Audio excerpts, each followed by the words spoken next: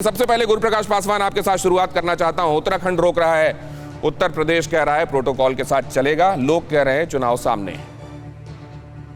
देखिए, लोगों का काम है कहना, लोग तो कहेंगे, लेकिन एक इंपॉर्टेंट ट्रेंड हम देख रहे हैं कि भाई एक ही पार्टी का शासन उत्तर प्रदेश और उत्तराखंड में है, लेकिन इसके बावजूद जो डाइवर्सिटी ऑफ ओपिनियन है, ये समझना बहुत आवश्यक है कि भारतीय राजनीति में ऐसा पहली बार हो रहा है।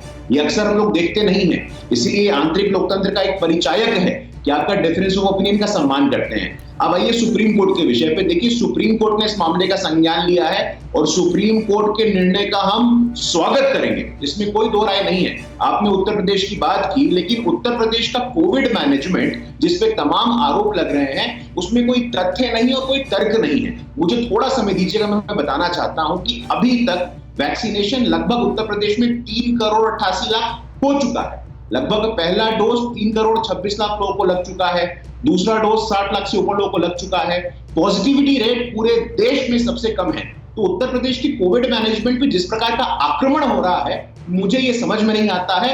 इसका वास्तविकता से, इसका यथार्थ से दूर दूर तक कोई संबंध नहीं है। लेकिन हमें दिनेश जी ये भी समझने की आवश्यकता है कि हमारी सर्वोच्च प्राथमिकता क्या है। Safety, health and security of our citizens. हमारे नागरिकों का स्वास्थ्य और उनकी सुरक्षा हमारे लिए एक सर्वोच्च प्राथमिकता है। और ये डिबेट तो बहुत पुराना है कि भाई फेथ का, रैशनैलिटी का और ये जो अप्रत्याशित संकट आया है उसमें समन्वय और संतुलन कैसे बनाना है, ये चुनौती निश्चित रूप से है। लेकिन उत्तर यहाँ पूरी जगन्नाथपुरी में एक सफल उदाहरण हम सबके सामने आया है कि आरटीपीसीआर के माध्यम से, कोविड नेगेटिव के माध्यम से यात्रा कराई जा सकती है। तो एक विचार है, इस विचार विमर्श हो रहा है। विचार विमर्श हो रहा है, यात्रा कराई जा सकती है। शायद कुंभ का अनुभव इसके लिए आपको एक बल भी देता होगा, कॉन्फिडेंस भी देता होगा कि ऐसा कराया जा सकता है। यही सोचा गया था कुंभ के दौरान और आखिर में फिर ये तय किया गया कि इसको अब समाप्त किया जाए वक्त से पहले। मैं जरा अब राजीव राय साहब के पास जाना चाहता हूं। राजीव राय साहब, ये उत्तराखंड और उत्तर प्रदेश के संदर्भ में कहा गया कि डिफरेंस ऑफ ओपिनियन आप देखिए और उसको भी लोकतंत्र में कैसे जगह मिलती है। डिफरेंस ऑफ ओपिनियन या डिफरेंस ऑफ सीट्स वहां की ज्यादा है उत्तर प्रदेश की चुनाव सामने। बिल्कुल सही कहा दिनेश जी आपने। केंद्र सरकार नहीं चाहता ये यात्रा हो, सुप्रीम कोर्ट नहीं चाहता ये यात्रा हो, हम नहीं चाहते कि यात्रा हो और आप भी नहीं चाहते, और मुझे पूरा उम्मीद है कि इसमें पैनल में बैठे सारे डॉक्टर लोग भी नहीं चाहते होंगे कि ऐसी यात्रा इस समय हो। लेकिन चूंकि वहां चुनाव है और भारतीय जनता पार्टी का एजेंडा है कि जो तमाम मुद्दे उस समय उसके सामने खड़े हैं। देखिए, कल भी लड़कों पर लाठियां चली और उनको जेल भेजा गया। बेरोजगारी की जो समस्या है, किसानों की समस्या है, लॉ एंड ऑर्डर की समस्या, तमाम मुद्दों पर आखिरी महीने तो रिपोर्ट कार्ड का होता है ना। तो कैसे इन्होंने एक वेब सीरीज की तरह बना रखा है कि इसको कैसे शिफ्ट किया जाए। जानते हैं दिनेश जी क्या होता है, हमारे माननीय प्रधानमंत्री जी हम सबके प्रधानमंत्री हैं, खाली वो अब दूसरी बात है भारतीय जनता पार्टी के प्रचार मंत्री के रूप में चलते हैं, लेकिन मेरे प्रधानमंत्री हैं, सम्मानीय है और हम सबके अभिभावक हैं, गार्जियन हैं। सबसे बड़ा जिम्मेदार वो है।